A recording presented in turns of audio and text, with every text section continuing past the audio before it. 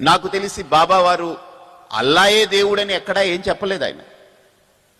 ఆయన చెప్పింది సబ్కా మాలిక్ ఏక్ హై. నువ్వు అల్లా అన్నా, ఇంకొకడు యేసు అన్నా, ఇంకొకడు ఇంకొకటి అన్నా, మీరు అనుకునే వాటన్నిటికంటే కూడా పరమాత్మ చాలా అతీతుడు.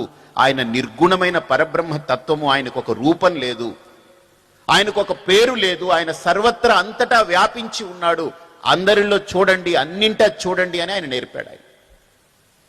అది అన్ని మతాలు ఒప్పుకో, ఒక హిందూ ధర్మం ఒక్కటే ఒప్పుకుంటుంది. భగవంతుడు పైన కాదు, ఎక్కడో, ఇక్కడ ఉన్నాడు, అక్కడ ఉన్నాడు, అంతటా నిండి ఉన్నాడు అనేటువంటిది.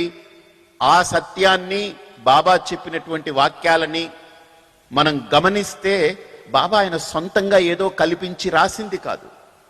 ఆయన గ్రంథాల్లో, శాస్త్రాల్లో ఉండే వాక్యాలనే ఆయనకి విన్నది, ఆయన తెలుసుకున్నది, లేదా ఆయనకు అనిపించింది అలవోకగా సబ్కా మాలిక్ ఏక్ అన్నారు. చాలా అద్భుతమైనటువంటి వాక్యం. అందరికీ ప్రభు ఆ పరమాత్ముడే, అందరికీ తండ్రి ఆ పరమాత్ముడే, అందరికీ రక్షకుడు ఆ పరమాత్ముడే. పరమాత్ముడు తప్ప రెండవది లేదు. అదే భగవద్గీతలో కృష్ణుడు అన్నాడు, మత్తః పరతరం నాణ్యత్ కించిదస్తి ధనంజయ అన్నాడు ఆయన. అదే ఉపనిషత్తులు డిక్లేర్ చేశాయి, ఈశావాస్యం ఇదం సర్వం యత్కించ జగత్యాం జగత్ అని.